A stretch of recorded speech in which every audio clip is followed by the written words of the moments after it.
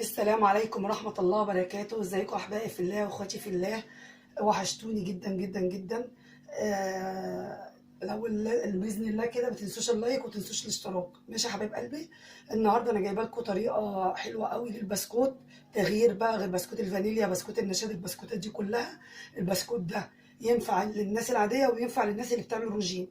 اسمه بسكوت الشوفان المقرمش. تمام. يلا نخش على مدارنا على طول كده باذن الله. معانا كوبايتين الا ربع دي، هي المعيار دي، هي معيار دي تمام. يعني الكوبايه اللي انت هتعايري بيها هي نفس الكوبايه اللي هتعايري بيها كله. تمام. كوبايتين الا ربع شوفان. ده شوفان مطحون، ده شوفان مطحون. هو بيجي خشن، عايزه تعمليه بحاله مفيش مشكله، بس الاحسن والنتيجه الاحسن للبسكوت الشوفان ان هو ان انت تطحنيه في الخلاط كده. ده انا جايباه حبوب وطحنته في الخلاط. تمام. ومعايا كوبايه دقيق، يبقى كوبايتين الا ربع شوفان هياخدوا كوبايه دقيق، كوبايتين الا ربع شوفان ياخدوا كوبايه الا ربع دقيق، وياخدوا نص مع كوبايه سمنه. والسمنه تكون بدرجه حراره المطبخ، السمنه تكون بدرجه حراره المطبخ. تمام. وهياخدوا كوبايه سكر، انا منقصاها شويه دي حسب الرغبه برضه. تمام. انا مش عايزاها حلو قوي.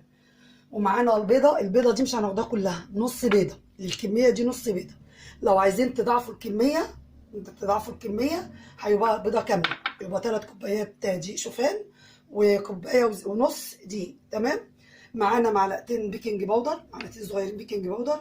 ومعايا هنا فانيليا، معلقه فانيليا. ومعايا هنا ذره ملح، ماشي. وكوبايه سكر باودر، سكر ناعم. تمام. دي مقاديرنا، هنوريكم الطريقه.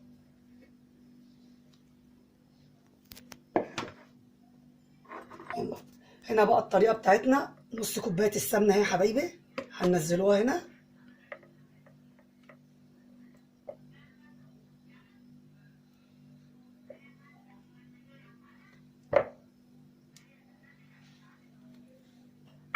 مع كوبايه السكر، يبقى اول حاجه نص كوبايه السمنه مع كوبايه السكر.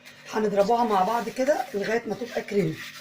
تمام كده. اللي عايز يضربها في الخلاط في الكبه مفيش مشكله، انا هنعملها يدوي كده للناس اللي ما عندهمش حاجه، انا هنعملها معاكم يدوي. هنضربوها جامد ونرجع لكم تاني. بصوا يا حبايب قلبي، انا خلطت اول حاجه اهوت كوبايه السكر مع نص كوبايه السمنه، والسمنه تكون بدرجه حراره المطبخ. بصوا بقت كريم ازاي. انا ضربتها بالمضرب اليدوي اهوت، ولا مضرب ولا حاجه. طريقه سهله جدا جدا لبسكوت الشوفان وبدون مكنه. احنا بنسهله الحاجه علينا جدا جدا جدا. تمام. بصوا بقى كريم ازاي. زبده هنحطه بقى زي ما قلت لكم كده. احنا مش هناخده البيضه كامله، البيضه كامله لو احنا العيار ده هنزودوه، فانا عامله على قد المقدار. يبقى ال3 كوبايات شوفان هتاخد البيضه كامله، لكن انا عامله كوبايتين الا ربع. تمام.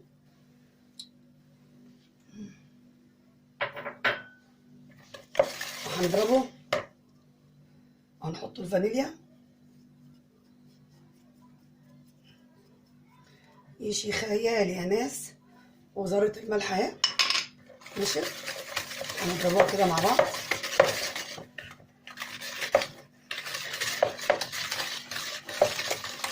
الطريقه جميله ازاي وسهله، مفيهاش اي حاجه. انا معاكم خطوه خطوه اهو.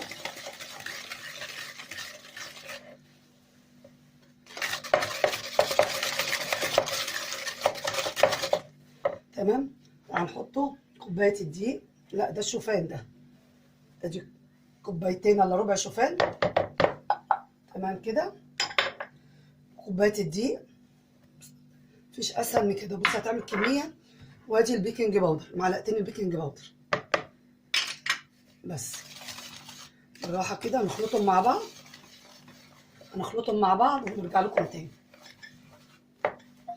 بص يا حبايبي قلبي، انا عجنتها بايدي، لا مضرب يدوي ولا مضرب كده، لغايه ما بص سمكها اهي كده. تمام جدا، ماشي.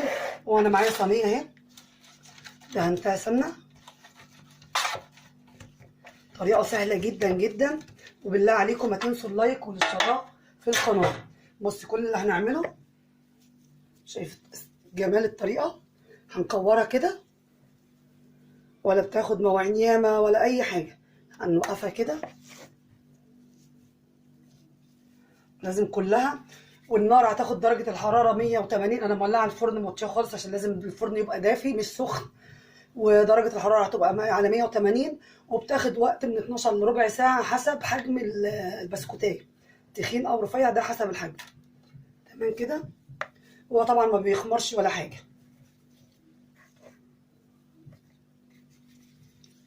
تمام. طريقه سهله جدا وبسيطه وما خدتش مننا وقت ولا خدت مننا تكلفه، وحاجه جميله جدا نفطروا بيها للولاد المدرسه الصبح. يعني بسكوت جميل ينفع لكل حاجه. ماشي. والشوفان ده جميل جدا جدا للرجيم يا حبايبي، اللي بيعمل رجيم الشوفان ده جميل جدا جدا جدا. كمان هنكمل الصواني. انا جايبه صواني تانية لو احتاجت صواني تانية. هنكمل الصينيه ونرجع لكم تاني. بصوا يا حبايب قلبي، احنا كورناه كده اهوت. خدوا صينيه، والصينيه الصغيره دي بص احنا بعد ما كورناه وسيبناه بس هنعمله كده. بص الجمال والسهوله، مفيش اسهل من كده اهو. لا مكنه ولا حاجه. وعلى فكره الكوبايتين الا ربع شوفان دوت ربع كيلو شوفان. ربع كيلو شوفان ب6 جنيه، يعني تكلفه بسيطه. وهنعمله بسكوت لاولادنا للمدارس باقل التكلفه، بدون اي مجهود، بدون مكنه، بدون اي تكاليف. يعني يا جمال ويا جمال. تمام. ودرجه الحراره هندخلها على 120. تمام كده. 180 معلش. جوزي بيغششني يا جماعه، اللي سامعينه المراقبه جوزي بيغششني. تمام. انا جبت لكم خطوه بخطوه للشوفان. بص بسيط جدا وكميه بسيطه ما كلفتناش حاجه. ودي بيبقى في بيتنا، والبيكنج وبيضه واحده. تمام. هندخله الفرن ونرجع لكم تاني. ورجعنا لكم حبايب قلبي بعد ما البسكوت الشوفان المقرمش طاب. سبته يهدى شويه. على فكره نسيت نقول لكم بنحطوه في النص على الشبكه اللي في النص، درجه حراره 180 درجه. تمام. واخر 5 دقايق بنشغله الشوايه. تمام يا حبايب قلبي. بصوا الجمال. بصوا من تحت ومن فوق. بصوا مقرمش ازاي جميل. لا خد مننا وقت. والربع كيلو شوفان عمل لنا بصوا يا حبايب قلبي عمل لنا كميه قد ايه. بجد طريقه سهله جميله بسيطه، تكاليف ما فيهاش اي تكاليف. انا قلت لكم ربع كيلو شوفان 6 جنيه. تمام. بصوا المحمر من تحت ومن فوق ازاي. بصوا الجمال. هندوقه كده مقرمش ازاي ولسه هو طالع من الفرن على فكره. والسكر انا ما حليتوش حلو. بصوا من جوه طيب ازاي. بجد جميل جدا وسهل جدا. والشوفان صحي ومفيد جدا لاطفالنا ولينا احنا الكبار. واتمنى الطريقه البسيطه دي تعجبكم يا رب. بصوا الكميه في ربع ساعه بس، والله ما خد ربع ساعه في الفرن وما خدش في ايديا 5 دقايق وانا بنعجنه. جميل جدا. يا ريت يا رب لو يعجبكم الفيديو ما تنسونوش في اللايك والاشتراك حبايب قلبي. وبشكر كل اللي بيدعمني وبيساعدني. ربنا يسعدكم يا رب ويخليكم ليا يا رب، وقنواتكم تكبر ومن نجاح لنجاح. حبايب قلبي سلام عليكم.